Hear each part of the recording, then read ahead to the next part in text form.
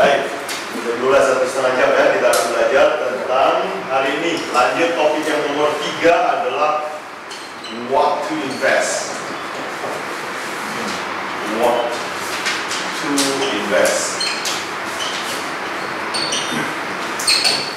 Oke, jadi kita mau belajar investasi apa yang bisa kita lakukan ya sebagai orang Kristen supaya kita mencapai yang kemarin kita sudah belajar ya. Ada kelompok yang disebut the poor, the middle, the rich. Kita mau sampai ini, the wealthy. Nah, wealthy itu nggak mesti uangnya banyak ya, ingat. Kita belajar kemarin yang ini uangnya banyak, hartanya banyak, the rich. Tapi wealthy ini adalah orang yang cash flow-nya banyak, passive income-nya banyak. Jadi dia mau kerja, mau nggak kerja, boleh. Dia adalah orang yang paling merdeka di dunia ya. Kerja apa yang dia suka. Wealthy. Jadi orang wealthy ini bisa saja cash flow-nya tiap bulan cuma 3 juta. Dia adalah orang yang lebih bahagia daripada yang kemarin saya cerita the rich, tapi nggak ada pemasukan dari kekayaannya semua. Jadi wealthy adalah orang merdeka. Kita mau mencapai ini ya. Nah, how to be there? Ya, nah sekarang kemarin kita juga telah belajar bahwa dalam menghasilkan uang manusia itu ada 4 macam ya. Ada yang jadi employee, ada yang self-employee, ada yang apa ini? Bisnis, ada yang investor.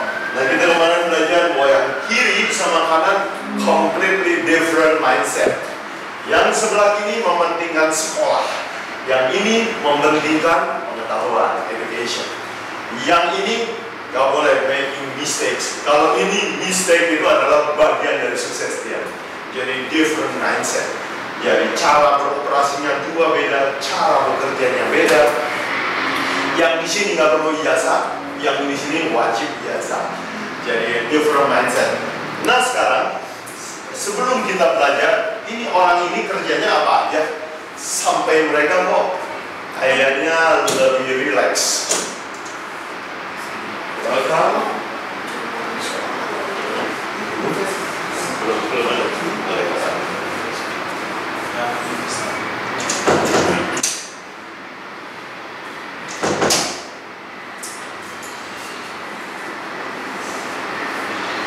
Sampai mana saya belajar? Oh ya, oke.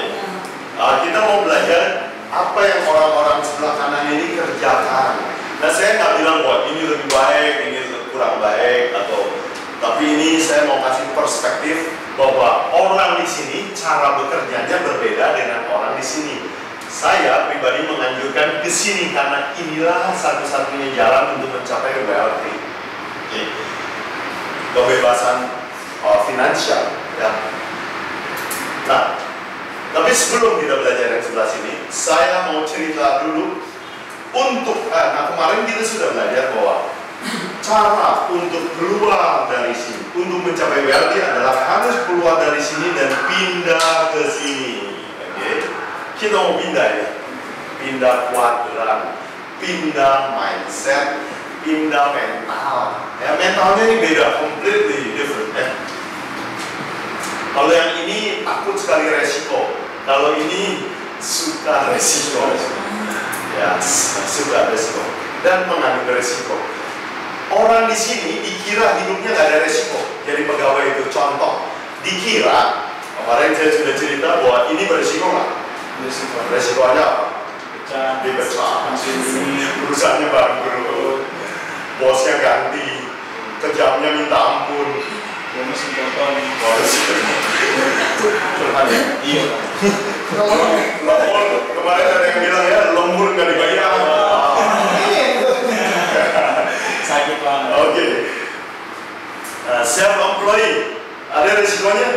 Ada. Ya mikirin, nggak ada free time. Kalau jadi karyawan enak, pulang kerja tidur. Kalau yang ini pulang mikir lagi. Ya, jadi self-employed ini malam tidur sampai mikir besok ngapain ya. Oh ini tantangannya banyak. Jadi sebenarnya risk itu ada di sini, di sana ada. Cuman orang kira di sini ada safety. No, nggak ada safety di mana-mana di dunia ini. Thank you. Ya, nggak ada safety ya. The only safety is in the hand of our Lord.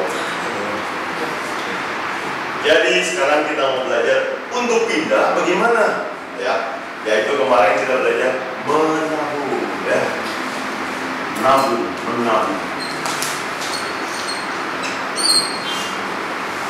Salah satu ya. Yang kedua kita mau pakai namanya leverage ya.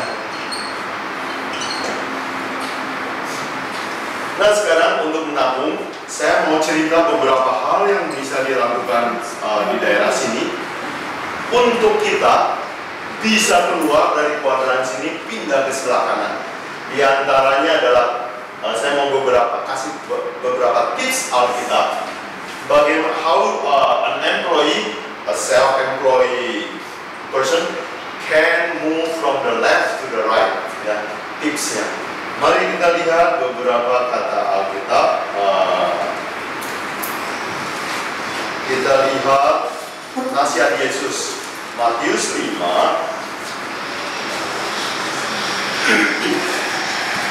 ayat 41.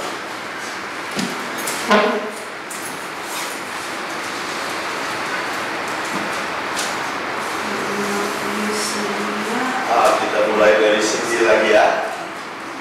Matius 5 ayat 41. Ya, siapapun yang memaksa kau berjalan sejauh 1 mil, berjalanlah bersama dia sejauh 2 mil. Oke. Yesus bilang kalau orang memaksa kamu jalan berapa? 1. Jalan berapa? 2.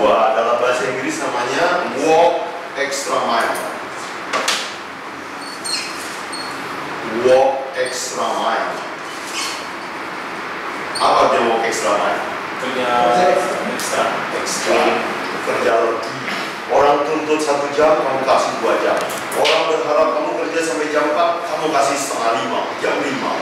Orang mau hasilnya bagus, kamu kasih excellent. Orang mau kamu on time, kamu in time. Ya, jangan datang pas-pasan. Jangan jadi. Tapi kalau misalnya kerja ekstra, sekarang kan istilahnya ada banyak yang bilang workaholic ya, orang yang udah suka kerja banget. Ini tipikal workaholic ini sama kerja ekstra ini, gimana kita biar nggak over gitu? Oh iya, ya jangan workaholic itu candu kerja, kecanduan kerja ya. Kecanduan kerja ya. Ya kita kerja itu sebenarnya jangan jadi hobi sebenarnya sih. Karena banyak orang hobi kerja. Iya, ada kecanduan ya. Semua kecanduan jelek aja. Ya candu apa aja? Kecanduan ini, kecanduan itu jelek lah. Kecanduan apa lagi? Apa kecanduan ada yang bagus kecanduan? Nggak ada ya. Jadi candu kerja sebenarnya kita kerja itu untuk kewajiban kita, untuk memenuhi kehidupan kita, untuk menolong orang. Jadi kerja itu jangan jadi kecanduan, nggak ada stopnya gitu. Ya saya tahu ada beberapa orang yang senang sekali kerja di rumah, kerja kantor sampai tengah malam. Ada pengusaha yang bilang sama saya, aduh gua kalau kerja jam 12 paling enak, sepi, konsentrasi. Lama-lama kesehatannya akan hancur tuh. Workaholic tuh jelek. Perbedaan sama ekstranya itu gimana itu Pak? Nah ini walk extra mile adalah kasih lebih yang orang tuntut. Ya saya kasih contoh tadi. Kalau ibu kerja 8 sampai ke jam berapa? 4 atau 5? Kasih 5 setengah. Ekstra. Kasih setengah. Kasih jam 6.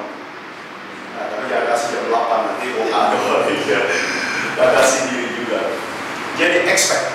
Lalu kalau bosnya itu mengharapkan you selesai dalam waktu kerjaan, misalnya ini seminggu lo mesti selesai, 1 hari itu selesai. Work extra mile. Dan karyawan yang selalu work extra mile disayang bos. bikin bosmu supaya takut kehilangan kamu. Saya punya karyawan yang gajinya UMR, tapi kerjanya produktifnya bukan main. Saya gaji dia cuma 3,5 juta, tapi produktifnya, kreatifnya kayak orang yang gajinya 7 juta. Saya nggak saya sama dia. Saya satu kali dia bilang, Pak, mohon maaf, istri saya sakit, boleh nggak saya pinjam uang untuk ini, nanti saya akan cicil begini. Nggak usah kalimat kedua, ini kamu perlu berapa? Kasih. Kenapa? Saya butuh dia. Cepat obati istrimu supaya kamu bisa tetap kerja dengan tenang. Saya butuh dia, saya takut kehilangan dia. Terus begitu saya lihat, 3,5 kerja kayak begini, bagaimana kalau 4? Waduh, waktu dinaikin gaji sampai sungkem-sungkem. Saya happy, dia happy, kreatif, ikut mikirin, Pak, ini kalau gini bisa hemat loh. Oh iya, nggak kepikiran sama saya. Jadi idenya itu menghemat banyak sekali uang saya. So I'm more than happy, increase lagi. Ya udah deh, 4,5 deh, 5 deh. Lama-lama ini anak pintar juga ya. Udah mau saya jadiin supervisor deh. Gajinya sekarang naik lagi ya, mau? Alhamdulillah lah mau.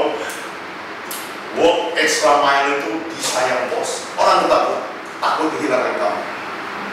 Nah tapi waktu saya ngajar begini, ada orang bilang sama saya, Pak, tapi saya udah work extra mile, bosnya mana yang naikin gaji saya, Pak? Ya kasihan juga ya. Ingat, ada ayat Alkitab. Kita nggak pergi, kalian boleh catat atau cari. Peninggian datangnya bukan dari timur atau barat, tetapi dari Tuhan. Ada promotion bahasa Inggrisnya. Promotion is not come from the east or the west, but from the Lord. Jadi Jehovah itu tahu siapa yang harus di appreciate. Saya kasih contoh sama orang yang ngeluh sama saya itu. Itu cerita Alkitab yang paling bagus adalah Yusuf. Waktu dia kerja sama Potifar, berapa gajinya itu? Budak nggak ada gaji.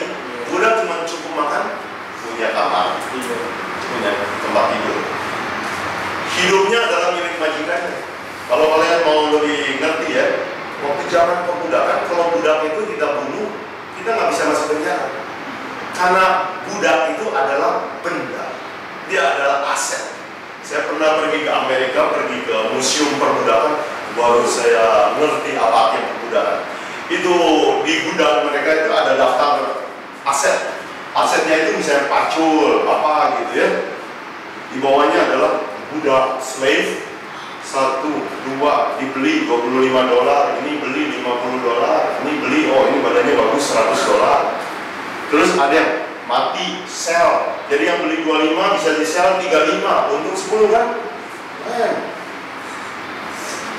Aset, properti. Jadi budak itu adalah properti majikan. Kalau dia sakit, dia nggak obati, boleh. Dan kalau you udah nggak suka, ini saya nggak pakai lagi lah, bisa pas jual di pasar budak. Jadi itu kayak motor kita, sendal kita, budak. Nah, Yusuf ini kan budak di rumah Potifar, tapi anak ini bagus sekali. Saya dipimpin oleh Tuhan, jadi dia kerja baik-baik. Dari gaji kerja baik. Nah hari ini banyak orang yang nganggur, saya suka bilang sama mereka, yuk kalau nggak punya pekerjaan zaman sekarang itu aneh kata saya. Masa kok cari kerja susah? Saya bilang yang susah cari duit, cari kerja mah gampang. Kalau saya jadi kamu, saya akan datang ke orang-orang yang punya mobil. Pak, boleh saya cuci mobilnya? Nggak usah bayar Pak. Kalau Bapak mau kasih saya makan, boleh. Atau serelanya Bapak cuciin mobilnya. Nanti orang kaya ini akan yang punya mobil ini, kasihan amat nggak dikasih uang. Kerjaan ini dapat. Ada sekarang orang percaya saya di perusahaan saya. Dulunya itu cuma suka ikut pacarnya yang kerja sama saya, datang ke tempat pekerjaan, dia lihat bantu, dia lihat kerjaan. Terus supir nggak masuk, oh dia bantu bawa pick up. Terus saya lihat, ini anak rajin sekali. Terus saya tanya, kok tiap hari ada di proyek? Kerja lu apa? Nganggur Pak, baru nggak kerja. Tapi dia nggak lamar kerja sama saya, bantu-bantu aja. Oh, bersihin mobil, supir nggak masuk, jadi cadangan, bantu angkat-angkat. Sarjana ekonomi. Terus saya lihat dari jauh, ini anak humble sekali. Terus saya tanya, ini mau kerja? Lihat, kalau saya cari kerja, kalau you nawarin kerjaan ekstra mile, orang jatuh cinta sama kamu, ya bantuin. Saya ingat Warren Buffett, investor terkenal di Amerika. Gimana cara dia mau mulai pekerjaan? Dia kagum sama seseorang, dia telepon itu bersurat, saya lupa ya zaman dia. Pak, saya kagum sama Bapak. Boleh ya saya kerja sama Bapak, mau saya digaji Pak? Dan orang ini bilang, oh ya, benar ini nggak mau digaji? Iya, datang aja, kerja sama dia.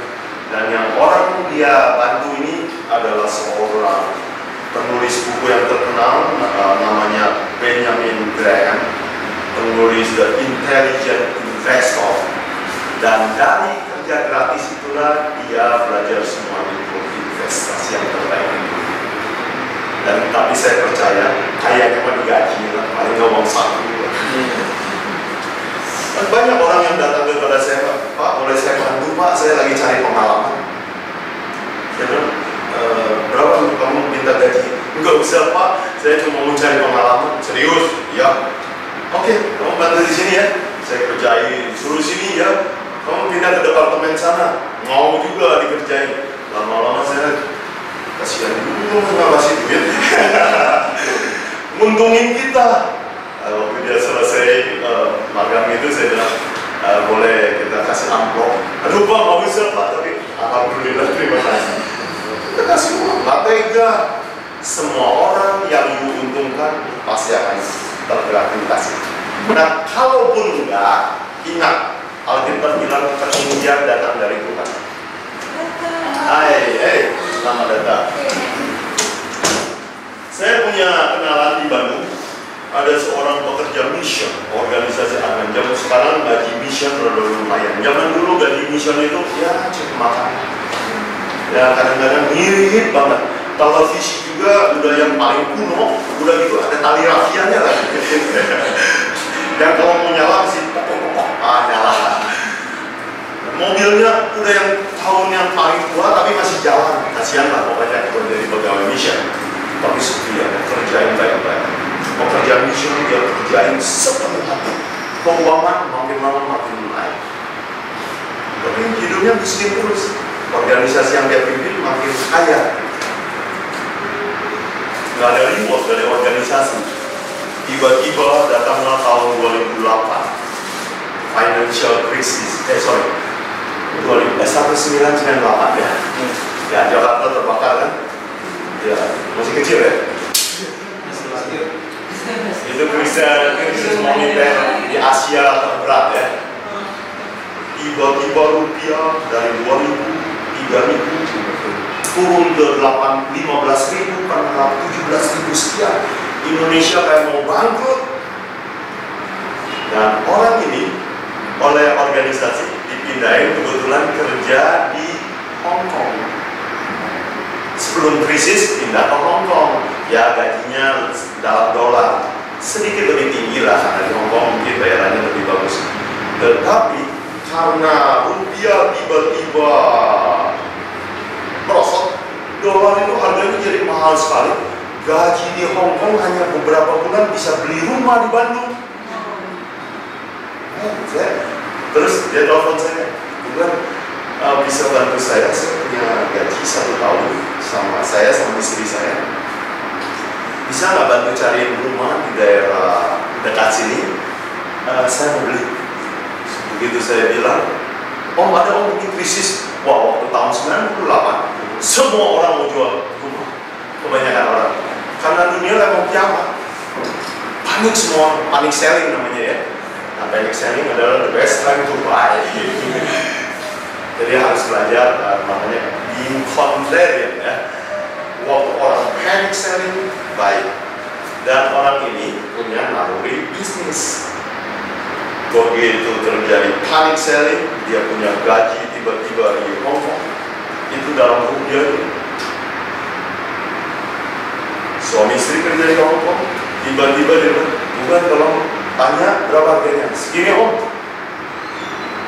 tolong saya mau beli lewat you ya, saya transfer uang sama ini, beli satu.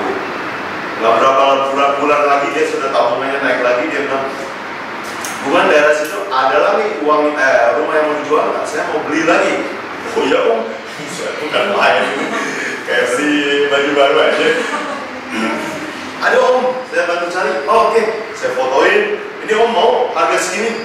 Ya, bilang saya mau transfer lagi. Buy di second hand, murah banget. 1 tahun kemudian naik, 10 tahun naik 10 lipat.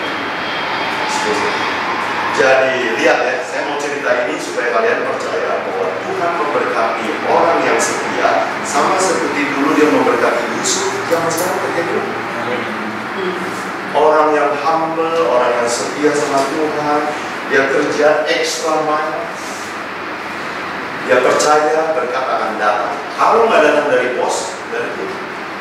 Dan di dalam cerita Yusuf, dalam cerita teman saya ini, kebetulan itu terjadi gejolak ekonomi. Dalam cerita Yusuf, seperti nggak ada miracle, dia kerja baik-baik, work extra mile for Potifar. Tapi apa hasilnya? Di film.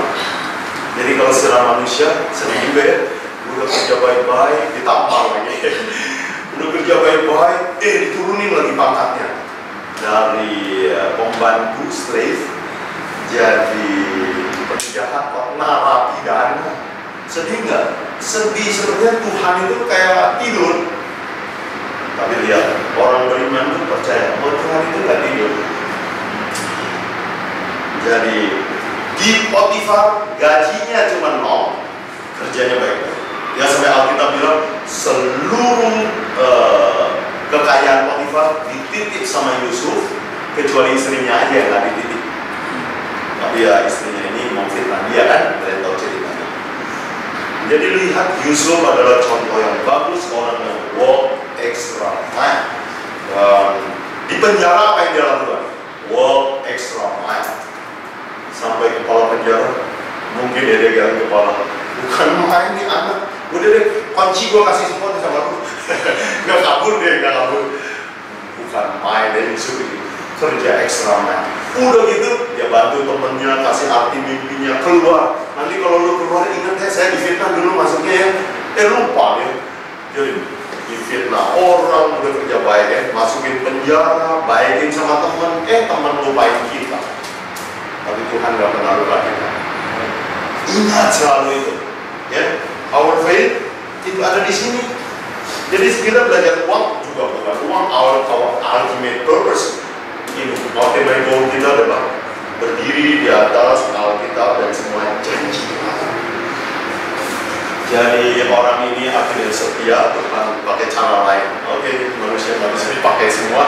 Tuhan pakai Raja Firaun, kasih mimpi. Waktu kasih mimpi, kalian ingat ceritanya, temennya yang dibantu itu baru ingat, oh iya Tuanku Raja, saya ingat ada satu teman, saya lupa di penjara, panggillah menghadap, kasih arti mimpinya. Langsung Raja bilang, oke, saya perlu pegawai kayak kamu jadi Perdana Menteri, umur 30. Kalau kalian baca sejarah politik di dunia ini, satu-satunya Perdana Menteri yang termuda di segala zaman adalah Yusuf, 30 tahun Perdana Menteri di negara superpower zaman itu. Anak Tuhan. Jadi lihat, the power of work extra mile. Work extra mile. Ya, work extra hard. Oke. Ada masalah nggak sama ini? Biasain kerja selalu unggul. Ada orang yang kerja sama saya gayanya gini. Kalau kerja itu pas-pasan. Saya suruh masuk misalnya jam 8. Masuknya 8 lebih 5. 8 lebih 3. Saya tanya, kenapa sih kalau terlambat sedikit 3, 5? Iya Pak, tadi ya habis topan macet. Di sopan merahnya agak kelamaan. Alasannya banyak lah. Selalu kita bilang, tapi Pak nanti saya lebihin 3 menit. Jadi dia terlambat 3 menit, dia mau lebihin 3 menit. Hitungan banget. Dan memang dia pegawai Pemko. Dia nggak salah juga sih, cuman nggak ada simpati. Saya satu hari waktu dia mau pinjam uang sama saya mulai kasih ceramah saja. Begini, saya lihat you ada satu masalah. Kenapa masalahnya Pak? You selalu terlambat 3 menit, 5 menit, 10 menit, 10 menit. Saya mau kasih tahu sama kamu. Sebenarnya saya nggak rugi apa-apa. 3 menit nggak bikin perusahaan bangkrut. Apalagi kamu kerjain cepat. Kalau dia berusaha selesaikan dengan cepat. Tetapi kamu sedang menjual sesuatu yang paling bagus dalam dirimu, yaitu apa? Nama baik.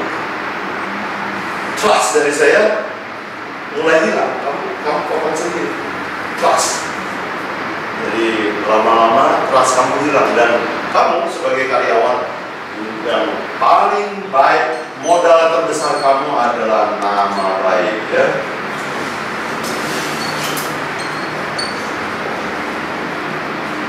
Oh, baru dia sadar. Oh, saya salah ya Pak? Iya, saya bilang. You untung apa dengan terlambat 5 menit? You untung apa dengan, oh ya, dia kebiasaan tuh istirahat bisa 1 jam, 1 jam seperempat. Alasannya apa? Sembahyang gitu. Jadi sembahyang bukan jam siang, istirahat. Dan kadang-kadang tentu saya bingung juga ya, teman-teman saudara mayoritas kita ada yang sembahyang setengah jam. Ya nggak berani juga saya marahin dia karena bilangnya sembahyang kan. Tapi ya kenapa nggak kamu waktu jam istirahat? Oke. Jadi dia selalu hitungan. Nah, orang yang terlalu hitungan ini nggak work extra mile dan tidak jaga nama baik. Nah, kalau kamu jadi employee atau self-employee, usaha kecil-kecil, kamu harus punya nama baik. Oke, dan modal nama baik adalah modal kita untuk pindah ke kanan, ya. Mari kita buka Amsal 22 ayat 1.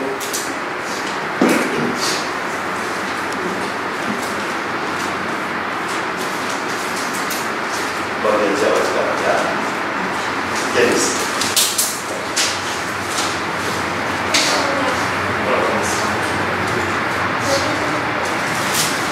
Amsal 22 ayat 1. Amsal 22 ayat 1, nama baik lebih berharga daripada perkara besar, dikasih orang lebih baik daripada emas, daripada perak dan emas. Oke, nama baik katanya lebih berharga dari apa? Emas, ya. Emas perak itu adalah benda paling berharga zaman itu, ya. Oke, jadi nama baik sih kalau kita bilang. Nah, banyak orang jadi karyawan nggak sukses, self-employee nggak sukses, nggak akan sukses juga sebelah kanan. Kenapa? Karena di kedua sisi ini integritas adalah emas. Integriti, ya. Dan integriti itulah yang membuat orang naik pangkatnya paling cepat. Integriti. Kalau kamu S1, terus nanti belajar S2, ya kamu mungkin naik pangkat selevel. Kalau saya tanya sama orang karyawan di Bandung, rumah sakit Advent, misalnya di organisasi, kalau kamu dari S1 punya ijazah S2, gaji kamu sebulan bakal naik berapa? Kalau kamu lapor, Pak, sekarang saya punya S2, ya 100.000 lah. Ditambahin gajinya, ya kalau syukur-syukur 250.000 lah. Jadi nggak banyak penghargaan kita kalau kita pakai ijazah. Tapi dari seluruh cerita-cerita orang sukses yang saya baca, kebanyakan naik itu karena kepercayaan. Nah, kalau kalian pernah baca buku The 7 Habits of Highly Effective People, ada yang pernah dengar judul itu? 7 kebiasaan orang-orang yang paling sukses. 7 Habits, ya, singkatnya. 7 Habits of Highly Effective People. Orang ini juga menulis tentang The 8 Habit. Ada buku lain, kebiasaan ke-8. Kebiasaan ke-8 adalah namanya menjaga trust, menjaga good name. Dan orang yang jaga good name, kata dia, kalau punya 7 habit itu, orang itu mesti sukses, cepat atau lambat. Karena habit itulah yang membangun sukses. Tapi suksesnya mungkin lambat. Sukses yang paling cepat datang karena punya trust. Dan contoh yang paling jelas dari Alkitab adalah Daniel. Dari seorang mahasiswa, dari seorang pegawai istana, karena ada trust, langsung naik jadi kepala wilayah. Karena ada trust, langsung dia naik jadi Perdana Menterinya Raja Nebukadnezar. Ingat, trust working as a lightning speed, at the lightning speed, secepat kilat. Nah, inilah yang karyawan sering lupa. Oh ya, trust itu kayak dianggap mainan aja ya. Datang terlambat sedikit, kerja kualitasnya middle-middle, banyak ngeluh, kerja kurang senyum, cemberut. Itu semua nggak work extra mile dan nggak jaga nama baik. Oke, jadi jangan khawatir ya, kasih work extra mile, jaga nama baik, Tuhan akan memberkati. Kalau nggak datang dia, ada dari orang lain. Saya kasih contoh adalah hidup saya sendiri. Saya dulu waktu mahasiswa sudah mulai kerja di proyek. Tapi karena mahasiswa kelihatan agak belokon-belokon. Dan kelihatannya lagi belajar, jadi banyak orang manfaatin saya. Mahasiswa teknik sipil, oke, bisa bantu saya? Bisa. Bisa bantu hitungin struktur? Ya, saya lagi belajar, tapi saya bisa. Oke, saya bantu, turunin, udah gitu. Nggak ada berita apa-apa, tahu-tahu gambar saya dipakai untuk membangun. Oke, sedih juga ya. Tapi memang nggak ada perjanjian sih, cuman saya bilang, Tuhan, gambar saya dipakai, tapi saya nggak dapat apa-apa.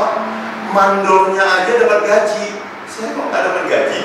100.000 ke, uang kopen aja. Nggak ada. Saya thank you juga enggak. Lama-lama saya mulai memberanikan diri. Saya bilang, Pak, maaf, waktu kemarin saya kasih gambar, apa ada sedikit kompensasi buat saya nggak? Oh itu ya, ini kan lagi belajar. Saya kira you lagi belajar. Saya bilang, iya sih, tapi terserah Bapak lah. Oh iya, nanti saya pikirin. Itu akan dikasih. Seru dia juga. Oh sedih juga ya. Tapi saya tetap kerjakan, selesaikan dengan baik. Terus saya berdoa sama Tuhan, Tuhan, saya percaya rezeki, peninggian, promotion akan datang dari Tuhan. Saya ingat ayat itu. Jadi saya tetap cari customer yang lain, kerja baik-baik. Lama-lama dapat customer yang baik sekali. Belum kerja juga duit udah dikasih sama saya. Oh, jadi saya punya modal, akhirnya saya berkembang. Dan orang yang tidak bayar saya ini, maaf, meninggal umur 48, serangan jantung. Ya, jadi Tuhan tidak peninggian akan datang dari Tuhan. Jadi kamu nggak usah takut, work extra mile, jaga nama baik, kerjain baik-baik apa-apa. Oke, Garin? Iya. Oh, namanya dong. Ya. Apa kecerdasan menyumbang hal besar dalam hal kesuksesan juga? Kecerdasan. Iya, karena kalau kayak kalau saya sekarang posisinya employee. Nah, saingannya itu kan orang sendiri MT manajemen training, mereka itu pasti di atas rata-rata cerdas. Nah, untuk nyampe ke posisi yang saya inginkan itu pasti susah banget karena orang tahu sendiri kompetitif banget kan. Jadi gimana biar cepet tapi cerdas kan gift, it's a gift kan. Kita nggak, ya udah gitu apa yang dikasih udah gitu. Gimana biar bisa ekstra gitu kan, tapi kita hanya standar aja untuk ukuran employee. Oke, bagaimana supaya sukses di employee ya? Jadi kata ini saya kutip aja dari Warren Buffett ya. Dia bilang kalau saya cari karyawan, saya cari 3 hal. Nomor, gimana saya tulis ya? Karyawan ya. Nomor 1 katanya, saya akan cari orang yang punya competence, pintar. mampu lah mungkin di training di mana, lulusan Amerika ya itulah keluaran UI lah, ITB lah, ada kompetensi, oke? Yang kedua, mampu lah, ahli dia. Yang kedua, saya mau cari orang yang punya energi. Energi itu ya gesit, semangat kalau kerja itu ya, jangan lemas-lemas gitu. Kalau dinaikin gaji baru semangat, jangan. Jadi saya cari orang yang begitu kerja tuh memang passion, semangat gitu. Nggak dibilangin gajinya berapa juga semangat. Senang sekali kalau bos lihat orang begini. Energi. Yang nomor 3, saya akan cari orang yang punya integrity. Jadi lah, dari ketiga ini, yang ini paling penting. Kenapa? Kalau orang pintar nggak ada integrity, perusahaan pasti celaka. Karena nipunya pasti hebat banget ya. Ya, penggelapannya pasti hebat banget. Oh ya, belum lama ini saya lihat banyak kasus ya korupsi ya di KPK. Waskita Beton, Wijaya Karya, kontraktor perusahaan BUMN itu isi insinyur semua. Lulusan UI, lulusan ITB, lulusan luar negeri, masternya. Nipunya kebangetan itu. Pembukuan bisa ditutupin bertahun-tahun. Sekarang masuk di KPK. Jadi kata orang yang pintar kalau nggak ada integrity cilaka banget. Orang yang energi nggak ada integrity. Lebih bagus saya cari orang yang punya integrity dan punya energi. Nanti saya training supaya kompeten. Itu yang saya lakukan. Di tahun saya kerja di proyek. Saya kontraktor bangunan. Profesi saya di sini. Ya, saya punya perusahaan di sini. Di self employed. Saya jadi manager day to day, director day to day. Supervisor saya nggak ada insinyur satupun. Believe it or not, sarjana ekonomi, STM listrik, ini direkam, jadi ada bukti beneran ya, beneran. Sampai yang orang ekonomi bilang, Pak, perlu nggak saya kuliah lagi ambil sarjana teknik? Karena dia merasa benar. Saya bilang, nggak usah, saya akan training kamu jadi lebih bagus dari engineer. Dan hari ini dia sudah kerja sama saya kira-kira 30 tahun. Ekonomi, tukang listrik, STM, saya training, sekarang jadi tangan kanan saya semua. Saya kesini, mereka kayak saudara saya. Dan yang saya puji Tuhan, mereka adalah orang Advent. Saya sering kali juga kecewa sama orang Advent. Tapi yang setia juga orang Advent. Jadi memang di Israel itu ada Yesus, tapi ada Yudas. Kamu belum banyak, ya lihat manusia ya. Oke, tapi kalau misalnya di awal interview ini as a leader ya, as a leader kalau misalnya di awal interview dia membedakan orang yang punya integrity sampai sama kompetensi itu apa ya? Paling ciri yang paling kental gitu, yang paling kelihatan. Integrity susah. Interview nggak akan tahu. Kata Warren Buffett, tahu kan Warren Buffett? Ya. Give them money and you will know their integrity. Kasih kepercayaan sama Allah. Kasih uang belanja, suruh belanja. Kasih uang kas kecil. Nanti kasih besar. Dia akan tahu. Kamu akan tahu bahwa dia punya integrity or not. Money is the great tester of integrity. Jadi kalau Anda dapat trust dari perusahaan, dari orang tua, keep this in mind ya. Ya, jaga trust orang yang kasih uang. Jangan pernah curi uang kecil. Maksud saya jangan curi juga uang besar.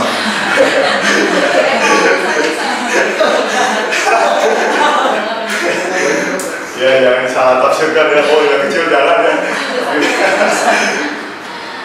Alright. Satu lagi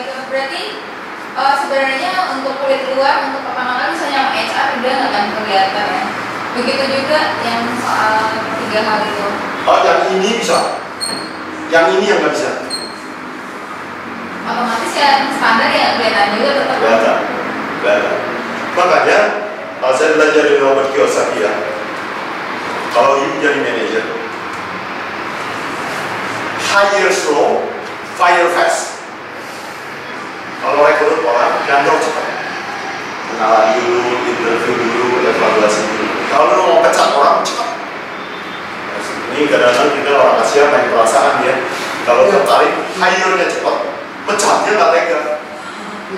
Lihat lagi lah, tunggu sebulan lagi lah, kasih peringatan SP1, SP2, SP3.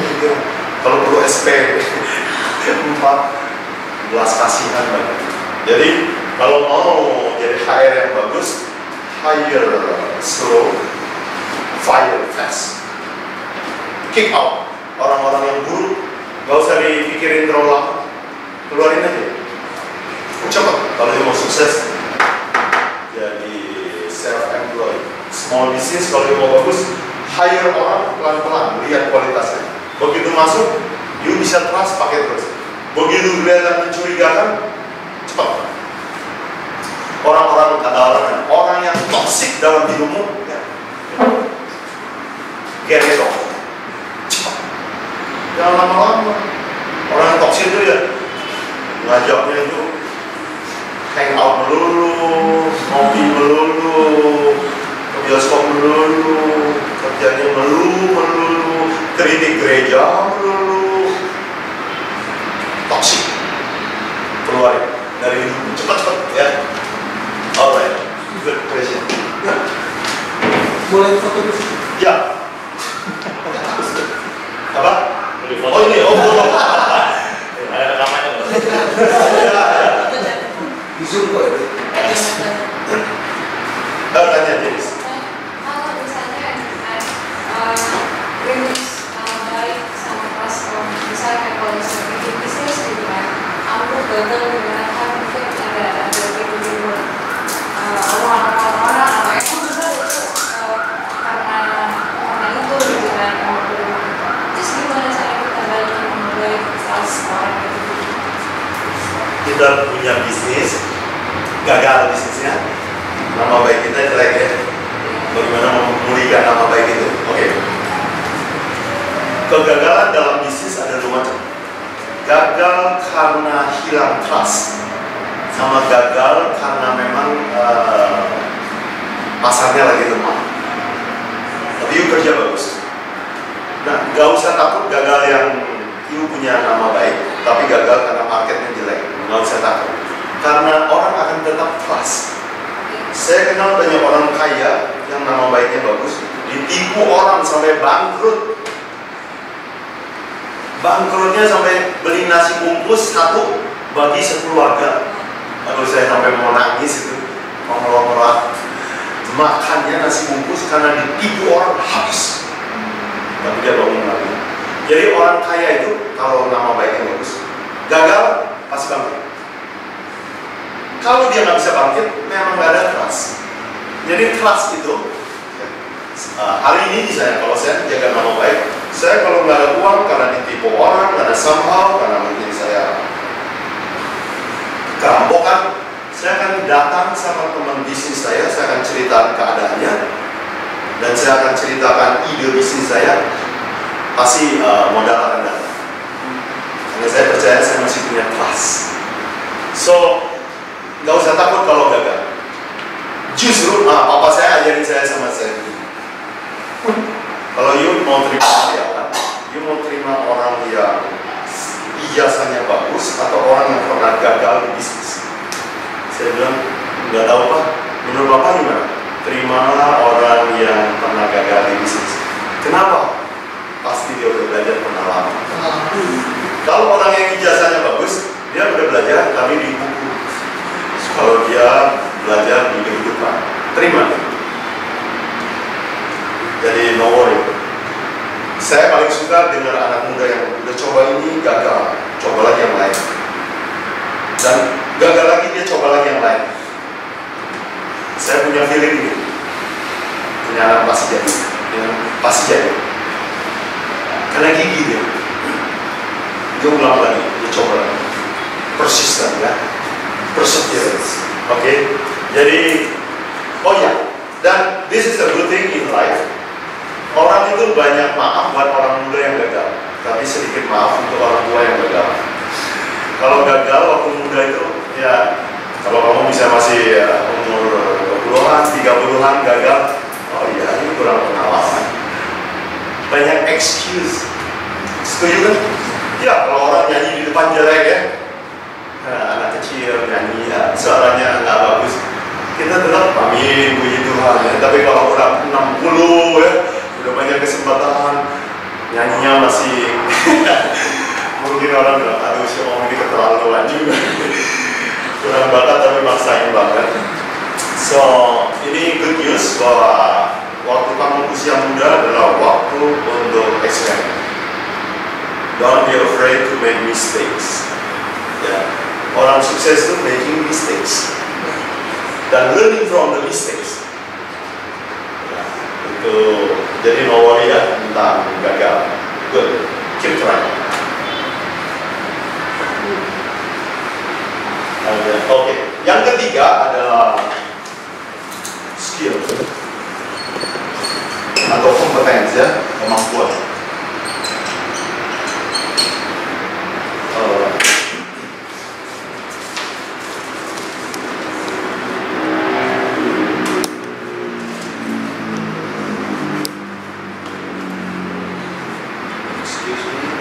Coba kita pergi ke Amsal lagi, jadi raja sekarang ya.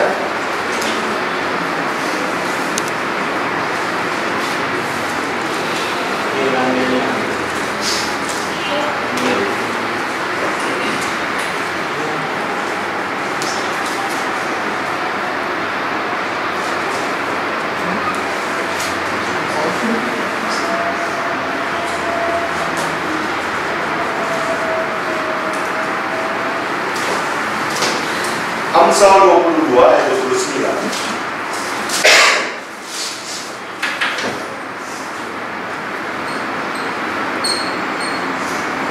Amsal 22 ayat 29. Yes, please. Pernahkah engkau melihat orang yang capat dalam pekerjaannya? Di hadapan raja-raja ia akan berdiri, bukan di hadapan orang-orang yang hina.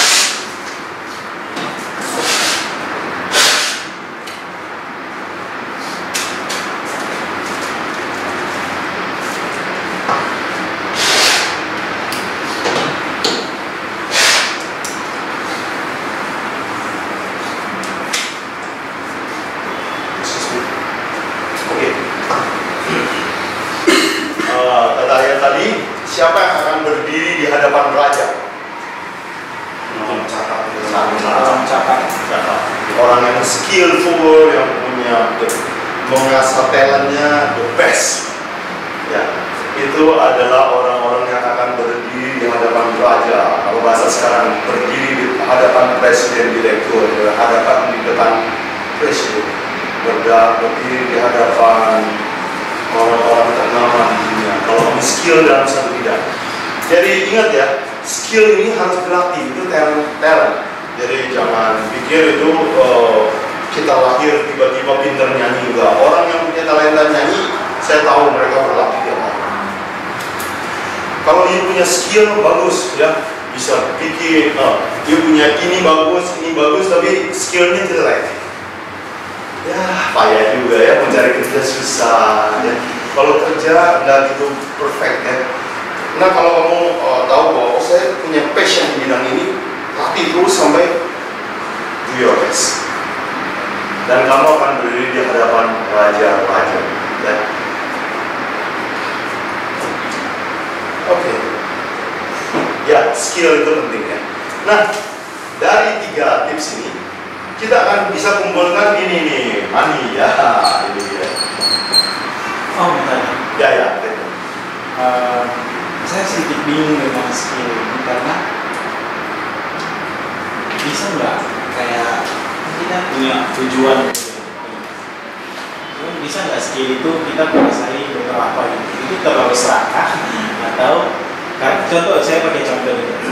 Saya sekarang lagi tertarik untuk belajar untuk memperdalam support IT. saya berkesalinan terus. Tapi saya juga sedang berpikir, ya mungkin setelah sih ya. Support orientasinya kemana sih di perusahaan itu aja staff. Jadi saya coba memikirkan untuk coba cari skill lain seperti berhubungan dengan sensor motorik kayak operator untuk kren atau alat berat, dan saya pengen belajar ke situ. Tapi dari satu sisi saya bertanya lalu mau orientasinya kemana? Jadi ilmu jaringan, ilmu itu seperti yang kamu pelajari, terus kamu mau kuasai juga alat berat, kamu mau kuasai juga keren, kamu mau kuasai itu. Jadi saya merasa bahwa itu mungkin terlalu acak dan tidak punya tujuan. Ya. Oke. Bagus. Saya punya jawabannya kebetulan dari Alkitab. Mari kita buka di Pengkhotbah ya. Boleh nggak kita belajar beberapa hal, mengasah keahlian di beberapa hal sekaligus?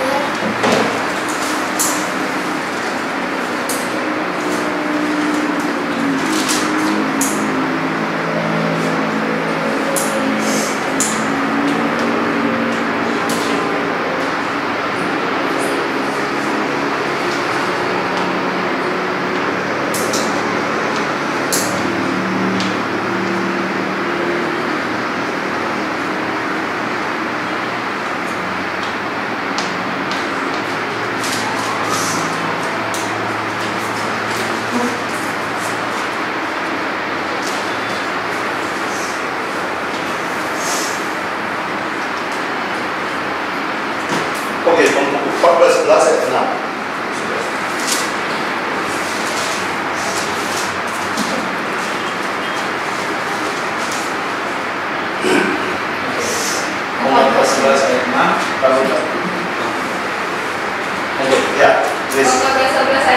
Kabulkanlah minggu pagi-pagi hari, dan janganlah memberi istirahat kepada tanganmu pada petang hari, karena engkau tidak mengetahui apakah ini atau itu yang akan berhasil, atau kedua-duanya sama baik.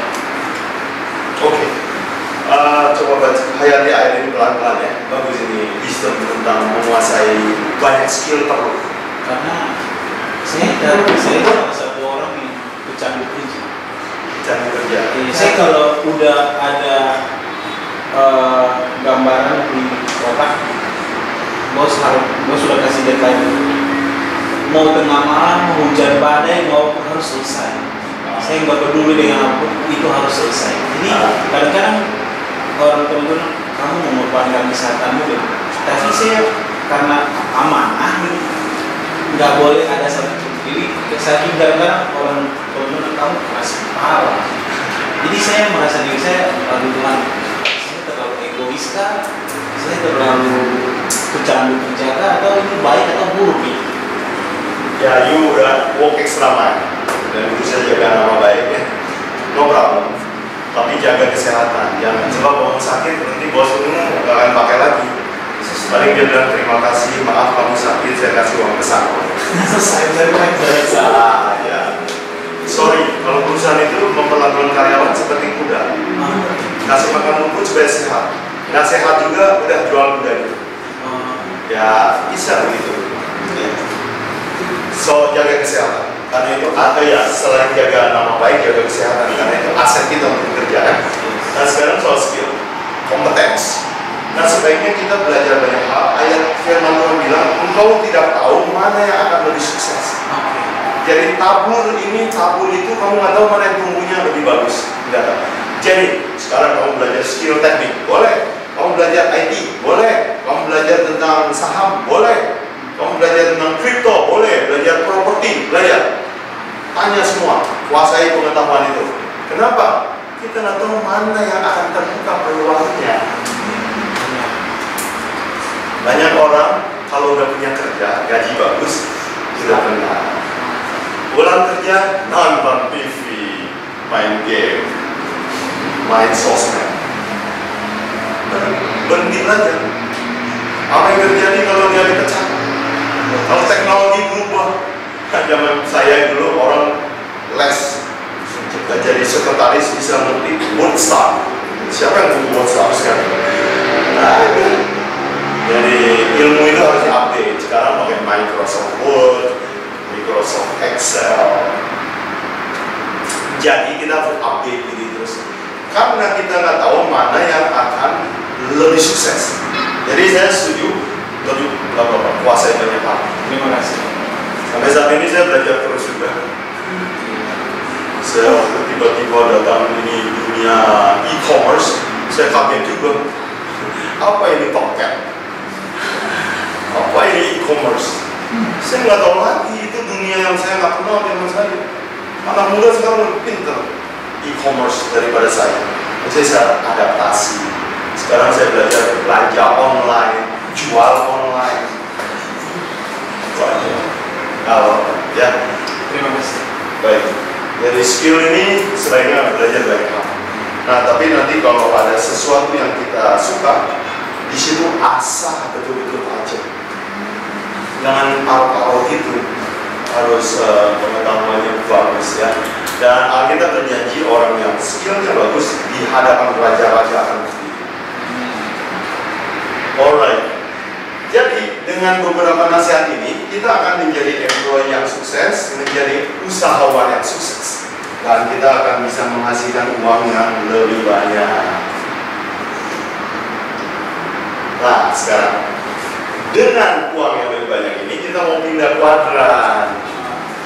Jadi jangan modal nekat juga. Karyawan ogah, dagang nggak mau.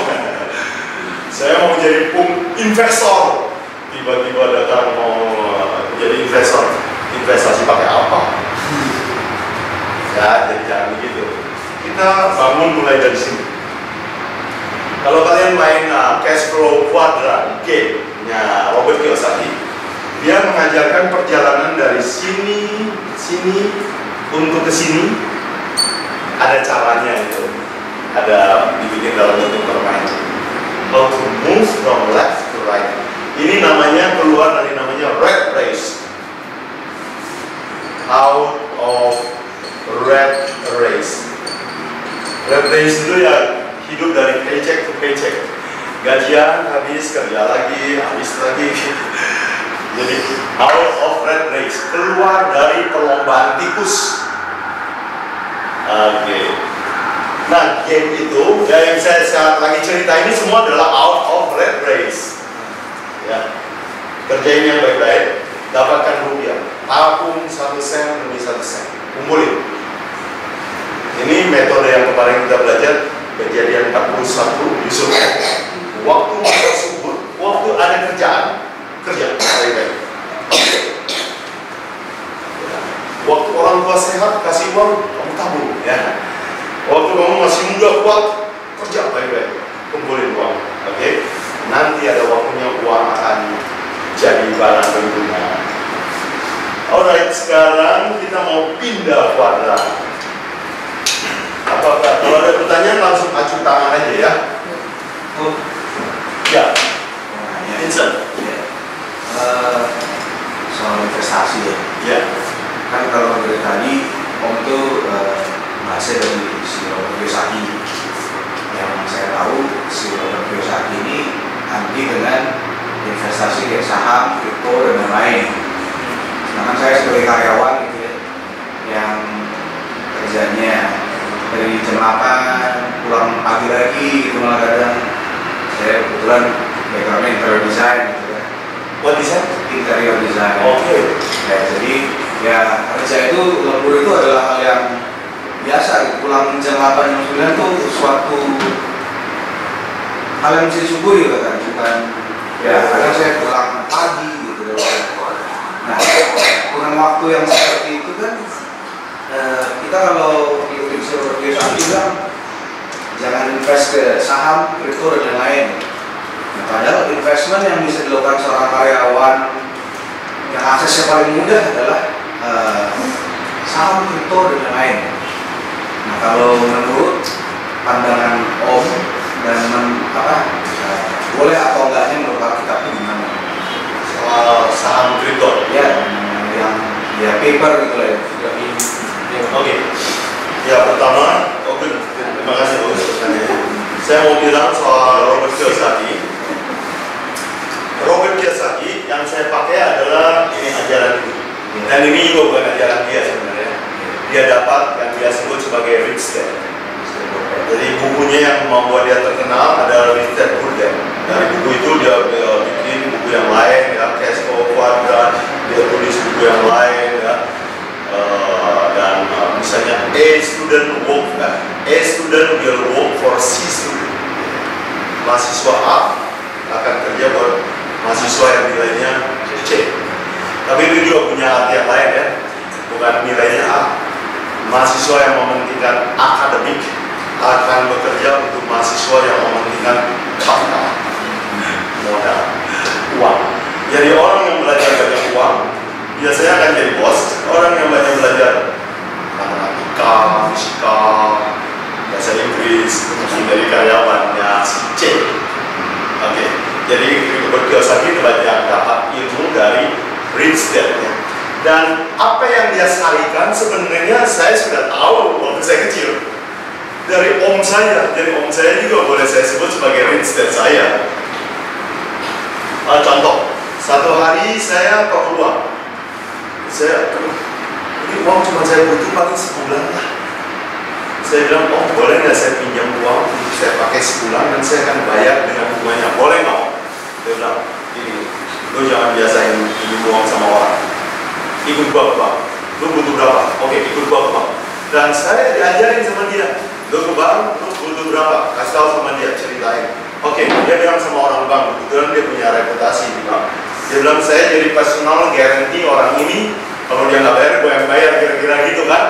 Terus akhirnya itu pertama kali saya belajar bank, belajar minjem uang, how to manage debt utang, dan seterusnya.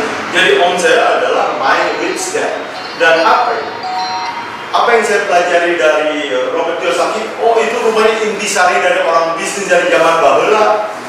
Udah ada ilmunya, cuman dia rumusin dalam bentuk yang sederhana. Jadi Robert Kiyosaki adalah guru yang bagus karena dia make everything simple. Seperti Yesus Kristus. Ajaran dia itu kenapa lebih terkenal dari perjanjian lama? Karena dia make it simple. Dia adalah profesor yang terbaik karena yang complicated di tulisan Musa misalnya, dia bikin jadi satu cerita, satu kalimat, satu ilustrasi, jadi mudah, ya. Jadi Robert Kiyosaki itu dalam hal ini saya berhutang kepada dia untuk istilah-istilahnya, mengajarkan uang yang rumit dalam bahasa yang simpel. Detik. Tapi apakah semua ajarannya artinya saya setuju? Tidak.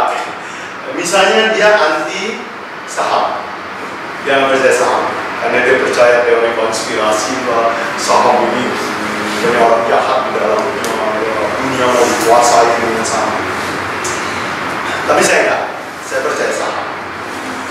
Kalau soal kripto, justru dia sekarang penganjur kripto. Dulu dia penganjur emas, beli emas dan perak.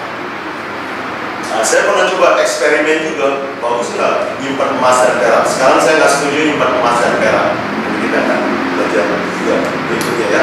Investasi apa yang ada di dunia ini, dan kita lihat plus minusnya dari segi iman kita, dari segi hal kita, dan dari segi common sense kita, ya. Jadi dia pernah menganjurkan beli emas dan beli perak. Saya pernah ikut juga. Tapi menurut saya emas itu bikin capek nyimpennya, takut susah tidur, simpan di kolong takut nanti pembantu ngeliat. Simpan di mana lagi, ya? Kata mama saya, simpan di bawah kolong dapur nih, ini dulu pakai nggak ada yang lihat katanya. Terus iya, maling nggak bisa lihat, nanti anak saya tahu nggak kalau gua mati? Oh, takut juga. Nyimpen sana sini itu barang nggak produktif. Jadi Robert Kiyosaki dalam hal emas, dia mengingkari nasihat dia untuk menghasilkan cash flow. Jadi ya kadang-kadang dia juga lagi belajar, kita mampu. Jadi nobody is perfect. Jadi kita mau pakai istilah-istilah yang bagusnya, tapi lupakanlah ajaran yang kita nggak setuju ya. Misalnya beberapa waktu lalu saya lihat YouTube-nya Profesor Renal Kasali ya. Dia kritik Robert Kiyosaki. Dia bilang saya nggak suka itu Robert Kiyosaki. Kurang ajar sama orang tua. Orang tuanya yang temannya dipuji-puji, teman orang tua dihina-hina. Ya sebenarnya nggak begitu juga sih, saya kasih juga bahwa dia menghina orang tuanya. Dia cuma bicara fakta.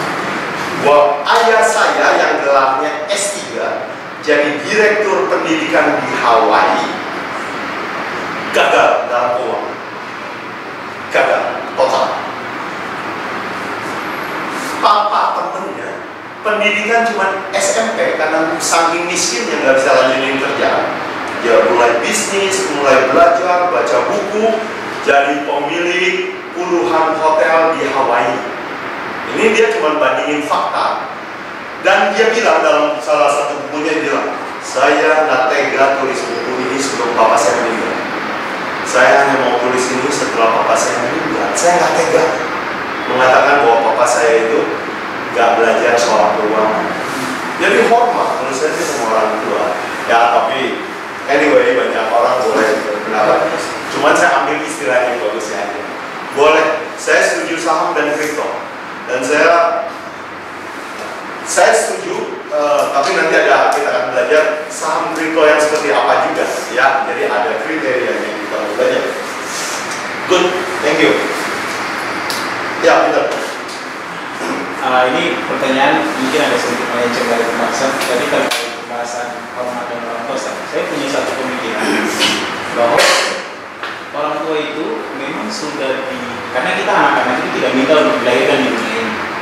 Jadi kalau orang tua nanti kita udah besar terus orang tua harus menunggu kita untuk menciptakan privilege untuk dia, harusnya terbalik, dia yang harus menciptakan privilege untuk anak-anak, malah sebaliknya kita yang udah kerja malah untuk menunjang hidup dia. Jadi apakah itu salah satu nilai dari nasihat kita atau itu mindset saya yang terlalu keras?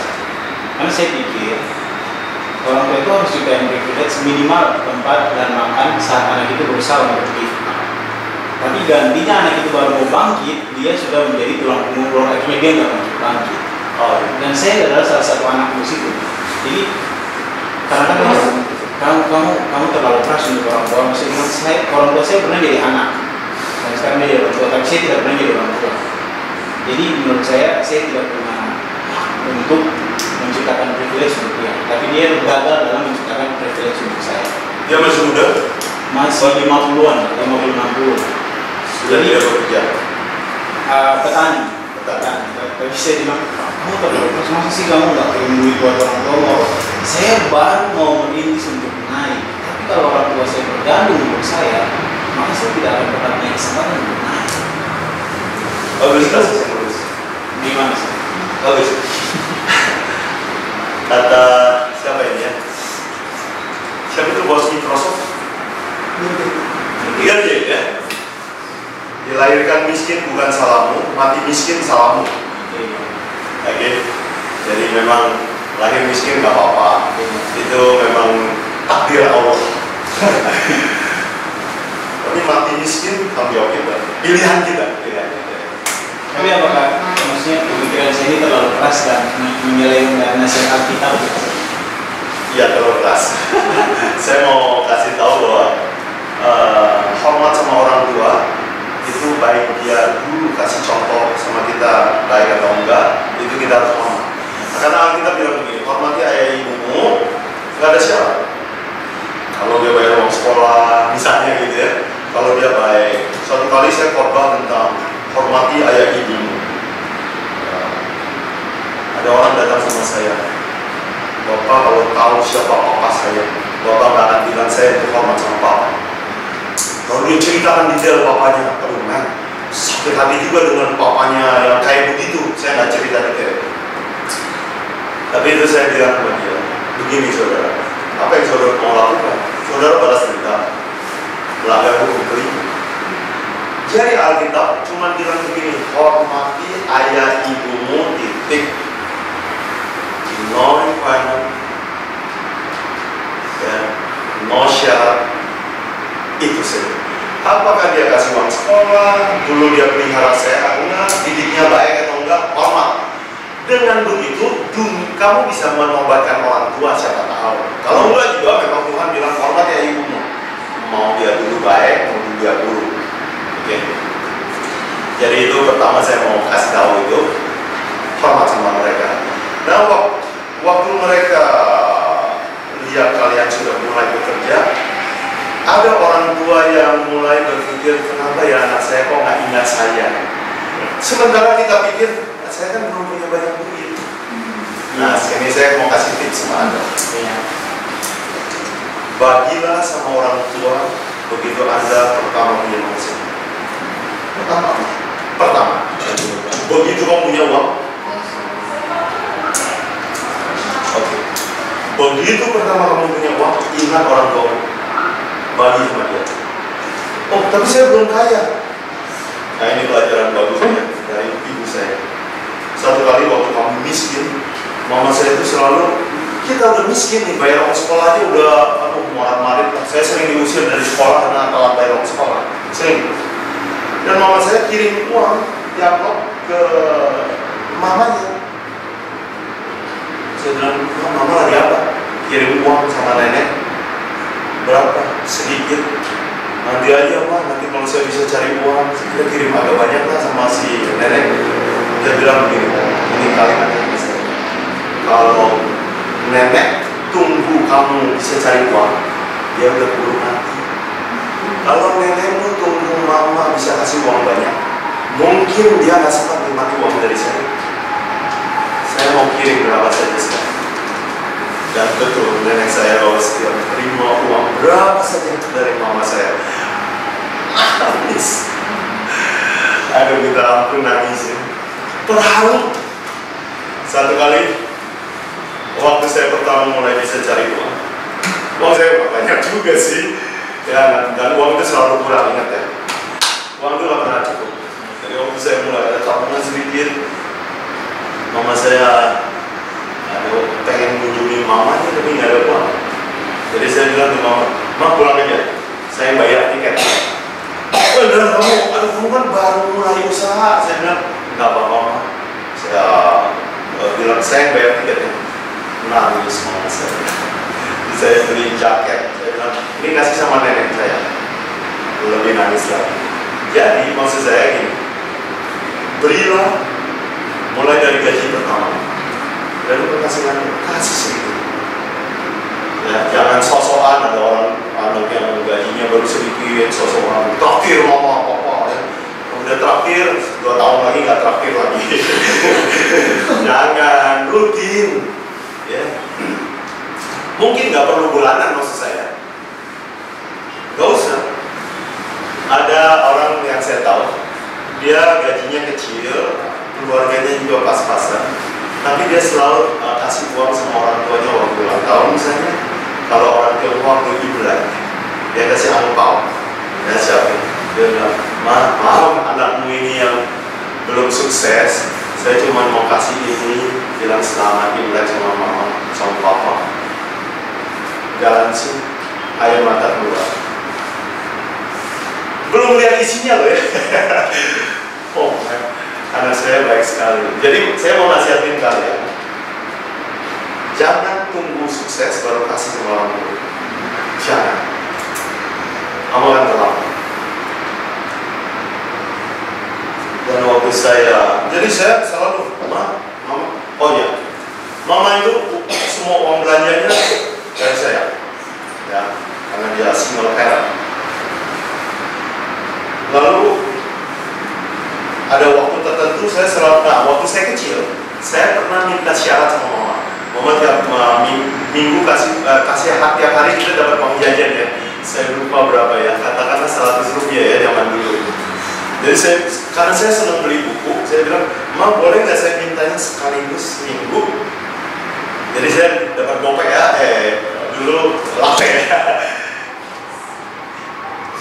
Dapat, hai, kami.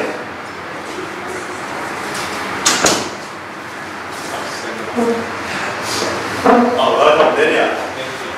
Oh ya. Can you understand Indonesian? Okay. I continue a little bit story about my I'm answering the question about giving to the parents. Even when you are not wealthy enough, you have to give before it's too late. So, jadi waktu saya when I was little, I used to ask my mom for me to be able to buy books. I asked her to give me whole week my stipend. So I got 600 rupiah, so I can buy books. So this kind of treatment, then I treat my mom. Saya kasih sama mama saya, so mom, saya akan kasih uang jajan mama 6 bulan sekaligus. Jadi saya kalau kasih this thing, mom, this is 6 months your stipend for you. Mama lihat ini, wah, this is too much for me. Nggak usah. Oh, saya bilang, no. Dulu mama kasih saya uang 6 hari, saya kasih 6 bulan sama mama. So itu nggak banyak sebenarnya. Tapi karena 6 bulan, wah dia dapatnya banyak. And my mom is a very frugal woman, so dia selalu sisa uang banyak. Waktu dia meninggal, when he died, he left all money to me. When I see all the money, he cried, Mom, why don't you spend your money? But I'm pretty sure that my mom is very happy with my treatment. So, jadi give to your parents while you can. Yeah, but still there is time. Jadi, I would like to suggest, kalau orang tua, kalau bisa, give them before they ask. Ya, kasih berapa aja, whatever your willingness, berapa aja. Dan mereka akan selalu touch, touch ya. Bagaimana kalau banyak yang lagi mau, misalnya kita udah kasih, terus aku mau lebih lagi gitu, kadang kayak kamu gaji maksa ya? Oke, nah ini deh. They like exploit you ya? Ya, I know. Satu lagi loh penambahannya. Itu cuma kayak. Misalnya ini kita kasih ke orang tua, kan kita ada beberapa saudara, mungkin saudara kita yang lain nggak sukses. Jadi itu kayak jadi saluran barangnya jadi dari kita, jadi kita kasih ke orang tua kasih ke saudara kita yang lain. Jadi kayak kesel. Maksudnya kita udah pas effort for saving dan lain-lain, terus mama kita minta kan kita nggak kasih. Buat kita kasih, ternyata kasihnya itu saudara kita. Nah sementara dia kurang dan minta lagi. Jadi dia salah guna ya, misuse jadi kesel. So kalau buat misuse, jangan terlalu urus loh. Ya kadang-kadang dia terlalu apa. Tapi like every month like Yeah.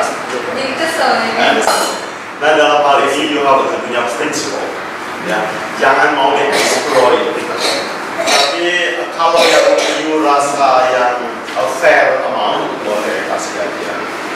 Let me tell you share my story. My father itu married lagi, have another woman, then separated with my mom. So itu sakit hati banget kan? Dia ninggalin keluarga and never take care of the family. Terus dengan istri mudanya, dia minta uang saya untuk kontrak rumah. Can you imagine? Terus kalau saya kasih, nanti mama saya nangis. Tapi kalau nggak saya kasih, papa saya marah-marah melulu. Dan yang mungkin jadi orang yang pikir jalan.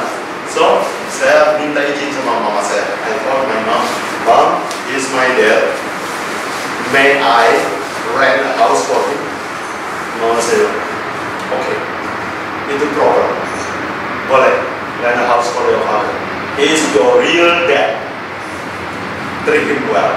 Jadi mama saya kasih. Tapi kalau papa saya nanti, papa saya itu is what to say? gambler. Yeah. And that make him bankrupt. Dia adalah gambler. Kalau dia minta saya bayarin hutang judi, saya bilang, no sorry, saya nggak bisa kasih. Saya rela, saya bersedia give this amount to you, and that's all. Jadi saya batasi dan saya belajar untuk tegas. Jadi dulu papa mendidik saya, sekarang saya yang mendisiplin papa. Saya tiap bulan akan kasih papa segini, that's it. Pernah dia tawar, boleh nggak saya minta 6 bulan dibuka, mau niru sama mama saya. Can I ask my salary 6 months ahead? Saya bilang, oke, boleh. Tapi keep your promise. Dan kita selalu make a deal like begitu.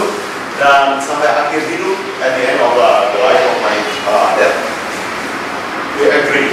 Yeah, he keep his promise and I will keep my promise.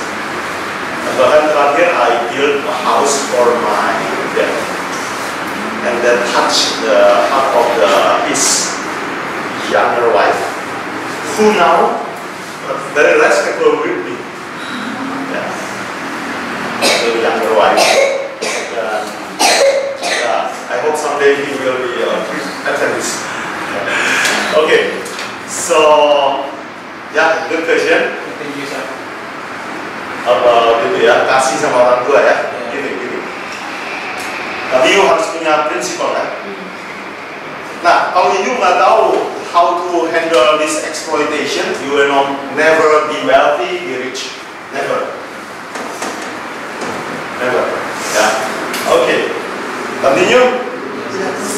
Yeah, we have a quiz station for speaking about this. Yeah, how to invest in this area. Okay. Sekarang jam, we have about 15 minutes. Do you have any questions we can discuss? Bagaimana cara beli properti yang produktif? Produktif ya? Properti yang produktif. Oke. So, kalau gitu kita move ke sini ya. So, untuk becoming wealthy, kita mau bukan jadi rich. No, this is not our goal. We want to become wealthy. Wealthy is, saya bilang apa? Cash flow ya. Cash flow positif ya. Cash flow. Kalau rich itu amount-nya big, tapi kalau ini cash flow-nya positif. Mungkin ini uangnya nggak banyak, but cash flow coming in, working or not working. So, nah tadi untuk move from sini kita udah belajar ya. Kita harus kumpulkan ini dan pelan-pelan move to this side. Nah, apa yang orang kaya kerjakan? Ini orang ini. Okay? They build businesses. Ya. Nah, apa itu bisnis? Business with a system. Nah, di sini misalnya ada property sewa ya, rental property. Nah, rental property ada sistem. So building itu always there. Then there is system, plumbing is there, electrical system is there, so they can produce passively, almost passively, from giving you the rental income. Yes. So maybe you can build like Apple Computer Corporation, Microsoft, but it's too hard. Yeah. You can build like Astra International, boleh, but it's too hard. Oh ya. To build a business, let me explain to you. Untuk berada di sini, ini the easiest tapi paling capek juga, sekolahnya paling banyak ya. Schooling is very long, you have to become an employee. But here you need a lot of talents ya. Ini harus punya leadership, hardworking, experience, making mistakes, bla bla bla. Banyak sekali. You harus tahu how to recruit the best talent di sini. Di sini juga sulit ya, kita mesti rekrut orang-orang yang terkenal. But bisnis yang muda yang with the system we can build is property ya. Tapi bukan sembarang property, tapi rental property. rental property yang bisa disewain ya. So kemarin kita udah belajar bahwa your house is not your asset, never will. Ya, house itu adalah your expense. Tapi rental property, ya. But rental ini juga ada mau. Harus ada yang cash flow-nya negatif, ada yang cash flow-nya positif. Ya. Oke. Now the best thing about property is it can be leveraged. Nah, ada leverage. Nah, this is the game of the rich when come to property. Karena ada leverage, daya mungkin. Yaitu leverage-nya adalah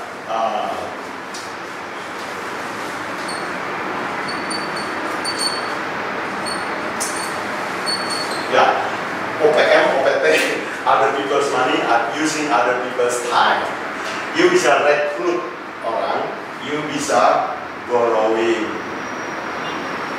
using bank's money, leverage. Nah, this is the game of the rich. Nah, saya ngajarin ini supaya kalian buka wawasan, your mindset should move from left to the right dan belajar cara berpikirnya the way the rich thinks. Ya. How they operate and internalize all these things sampai kalian merasa, oh ya, saya punya mindset kayak begitu. Okay, I don't believe that Chinese people are more business minded than others. You know why Chinese people are more business minded? Because since their childhood, always looking their parents talking about all these things, rental, doing business, yeah, merchandise. Their shops. So itu sebenarnya ada training. I tell you today Chinese people are more into this. Jadi employee, kenapa? Oh, becoming rich, send to America, sekolah ke Stanford, pulang Stanford, masa masih naga mebel? Second generation. Oh iya, second generation. Oh, my father is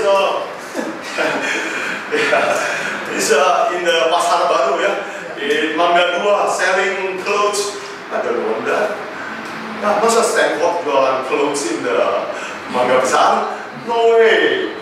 I have to find a multinational corporation. And then he become employee. So they move from here to here. But oh, salary is not good enough. Then S2, PhD. Okay. So ini sebenarnya about environment kita. Saya kalau tiap hari di rumah, I will always speaking about these languages with my sons. So whatever they are doing, mereka ngerti prinsip ini. Yeah. Dan this kind of vocabulary never taught in the school. Yeah. This is called street smart. Ini school smart ya. Ini school academic intelligence. Yang ini street intelligence. Kalau yang bisnis properti makanya sih, kalau daya uniknya pakai utang, amountnya berapa dan maksudnya biar dia cepat balik modal dan nggak ngerogotin uang kita karena kan ada pasti bunga ya. Ya. So nanti kita akan belajar yang lain ya. Stocks, crypto, another passive income. Sekarang kita bahas yang ini dulu ya, property. Bagaimana menentukan itu ya, amount of debt. Nah, untuk property ini, how the rich thinks, they only want to buy property which give this positive cash flow. Only. Mereka nggak mau beli sembarang property. Okay? Dia nggak mau beli sembarang tanah, dia nggak mau beli sembarang building, apartment. Dia hanya mau yang positive cash flow. Kalau positive cash flow-nya you bisa hitung. Oh ya, ini business space ya.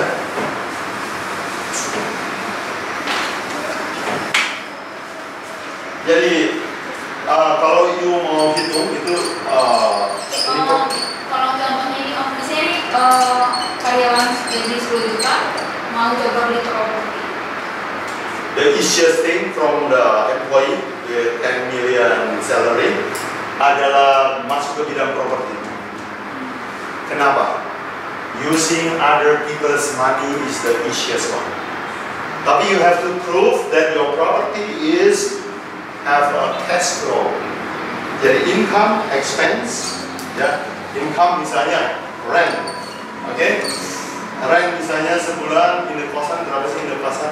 1 juta. Hah? 1 juta. 3 juta, 2 Oke, 2 juta lah ya. Oke, rent. Expense misalnya let's say make it simple ya. 1 unit of like apartment or whatever ya. Cost ya. And then expense-nya misalnya electricity bla bla bla. 1 bulan adalah 1,5 juta. Cicilan ya. Termasuk KPR, oke, mortgage. Bla bla bla 1,5 juta, oke? How much the cash flow? 500.000, oke. Oh, kalau kamu lihat angka ini, quickly go to the bank. Bank, I have this, I find this property. Would you like to give me the money? Bank will more than happy to give you. Always. Nah, itu bedanya property sama saham. Saham you cannot borrow money. Will not be able to borrow from the stocks. Ya bisa, tapi leverage kecil. Jadi if you have a 100 like a million stock, you bisa gadein, ya. And you borrow another 100 boleh. No, not 100, maybe 80% of that. But property, bank love the most. But with a positive cash flow, but this is not on the paper. Let me tell you the fact. To find this kind of property is susahnya minta ampun. Susah. So, kita kemarin belajar di kejadian 41 kan? Apa?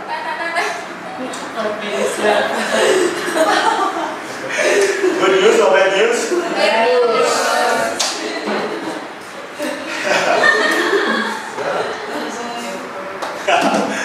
Okay.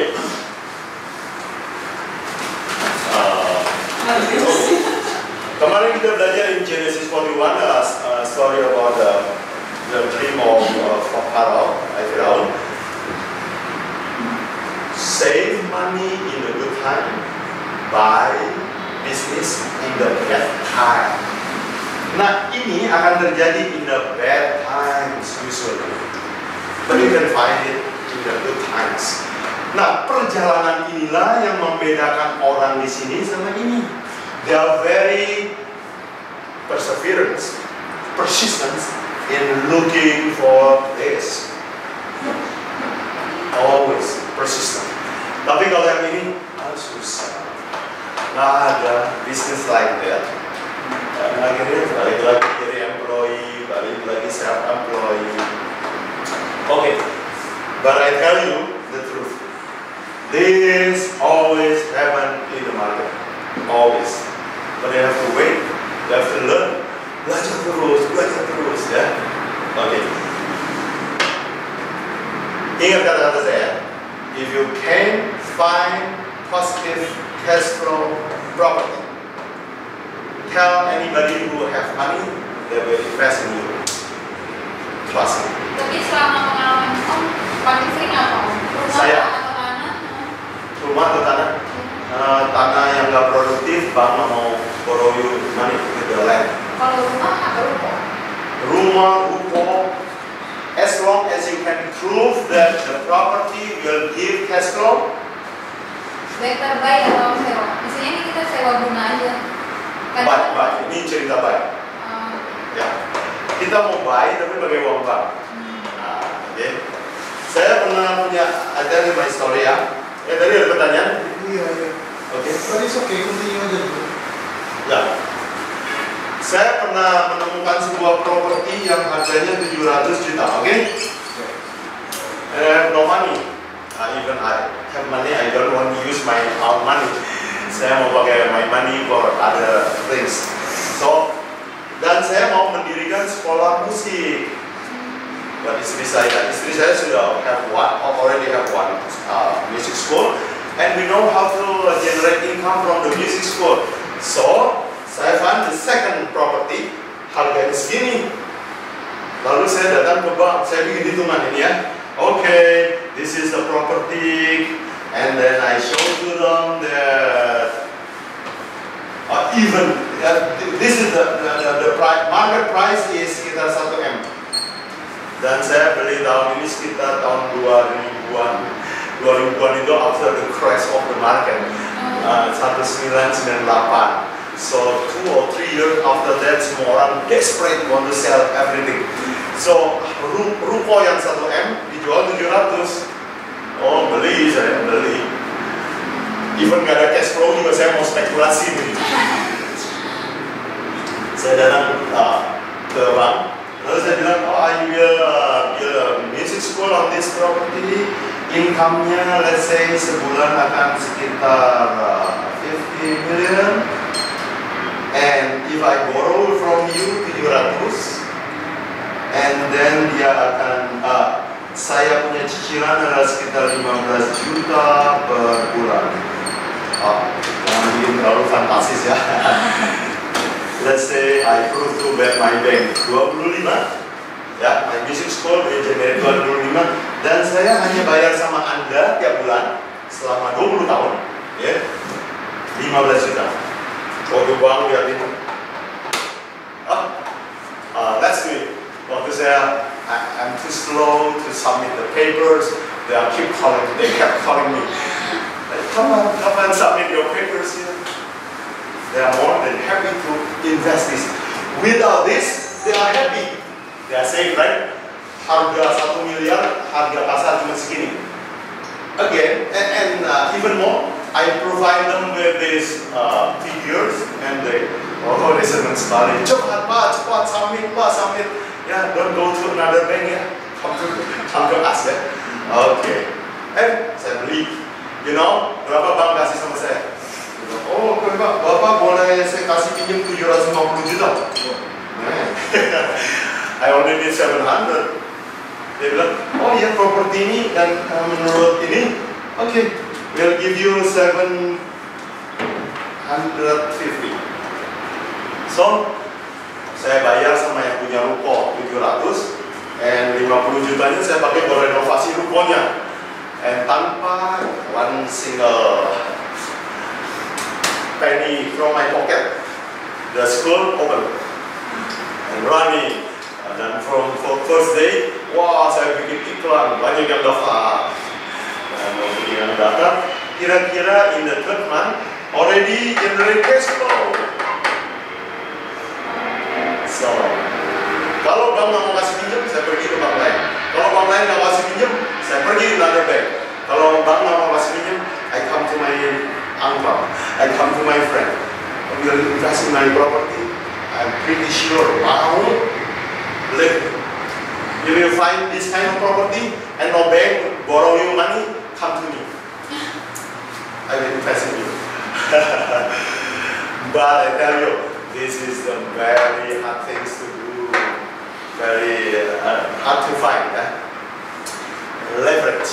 So, the business builder system is rental property, and is the most easiest for you to become wealthy with a cash flow. The easiest one. Danger one. Danger one? Dia tuh paling mudah, paling mudah. Oh yeah, easiest one. Easiest one to be rich. But using other people's money is like a two-edged sword. Bisa killing yourself juga. Yes. So, you mesti latihan. Mulai dari misalnya apartemen, one unit. Okay? Apartemen, you hati-hati juga evaluasi rentalnya berapa. Tunggu, 2023 sekarang ya. By the way, okay. Let's use 4 minutes ya. Gak apa-apa, a little bit rebellious. Categories. Apa tadi saya tinggal bentar lagi? 2023. Oh, 23. And And ini lagi krisis. Next year, even more crisis. Okay? And tabung sekarang, keep your money, save your money. Okay? Dan nanti apartemen sekarang banyak yang desperate want to sell their apartment di Jakarta. You look around, Jakarta ini ya. Sewanya juga susah. Tapi jangan lihat, oh income-nya misalnya, oh let's say, oh ini apartemen di Jakarta, aduh sewanya kosong, nggak ada yang mau sewa. Expense-nya tiap bulan service charge itu misalnya 2 juta, pendapatannya kadang-kadang cuma 1 juta. Tapi juga harus lihat ada history. Misalnya, oh ini sewaan tuh biasanya misalnya 4 juta per bulan, oke? Expense-nya cuma 2 juta, usually ya, from the track record. Dan kalau 4 juta, 2 juta, oh you can still, dan tambah mortgage ya, KPR, you kalau main properti saya usul ya, jangan pakai uang sendiri. Hah? Kenapa ya? Karena saya mikir ngumpulin saving buat beli properti pertama saya cash karena takut utang. Oh takut utang, boleh lah. Tapi lambat untuk kesini. Slow. If you want quick, pakai leverage aja. Ya, itu bisa. Leverage mungkin lebih cepat. Tapi it's up to your risk appetite. Ya, oke. Tapi kita bicara ini ya, bicara example. Misalnya biasanya 4 juta bisa. Jelek-jeleknya kalau setahun nggak 12 bulan ya, like let's say in average itu bisa dapat 3 juta. Ini KPR let's say 1 juta. Oh no. Kalau ini 1 juta 330 ya. Nah, nggak bisa beli. Oke. Nah sekarang kalau biasanya ini bisa 4 juta dan sekarang pengeluarannya only 3 million. Dan itu ada kemungkinan 1 juta setelah dikurangin mortgage segala macam. Baik. Ya. Jadi sekarang ada waktunya shop around Jakarta ini. Ya. Saya sudah too old to expand my business. If I am younger like you now, I will walk around Jakarta and see apartemen. Tapi capek, ada capeknya ya. Then the risk that you have, sometimes you have to fix the plumbing, yeah, and to take the complaints. But it's worth it. Okay.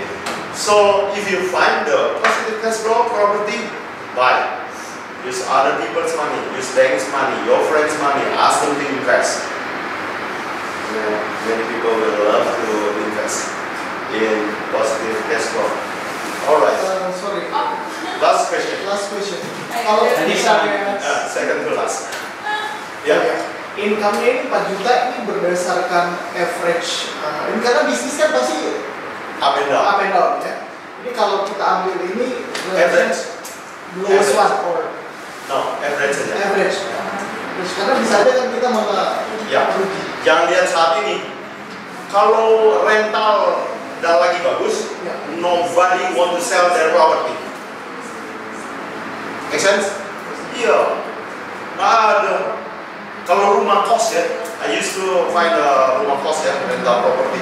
Ada 50 kamar, 50. Wah, penuh. Saya tanya mau jual berapa? Kan ditulis mau jual tuh harganya, saya hitung. Wah, udahlah, lu keep aja.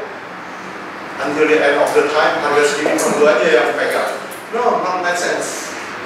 Nah, nanti waktu ekonomi lagi turun, COVID datang, no, even one student want to rent the tempat kos kan, mulai dia, Pak, harganya saya turunin Pak. Kalau gitu dia turun, kita mulai lihat-lihat, positif belum, but still not.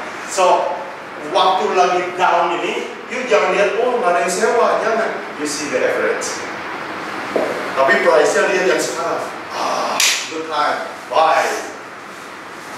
Ini harus pintar lihat peluang sama lokasi strategis. Ya, belajar dari Yusuf. Save at a good time, buy at the bad times. Lokasi tempat kosan juga harus mendukung. No, cash flow is the key. Ada orang bilang kalau beli properti ada tiga requirement ya. Location. Bukan. Kalau kita mau belajar ini, the rich will see think cash flow. Only that. And ini yang diajarkan oleh buku yang saya baca. Don't fall in love with the property, fall in love with the cash flow. Why? Banyak orang tuh kalau beli properti, cantik ya, lemarinya bagus. Banyak orang kalau the rich, they even know what is the interior or locationnya di mana, cuma berapa di ujung Panda, oke? Rumah mau dijual berapa? Oh harga segini. How big? Okay, I will do business in ujung Panda, ujung. Oh, positive cash flow. Baik, lu nggak usah lihat propertinya nggak? No problem. Jadi location is not the main. Tapi biasanya rental properti, habis lokasinya bagus-bagus juga sih. So, key-nya adalah cash flow. Let's pray. Nanti continue ya. Siap. The last session. Thank you, sir.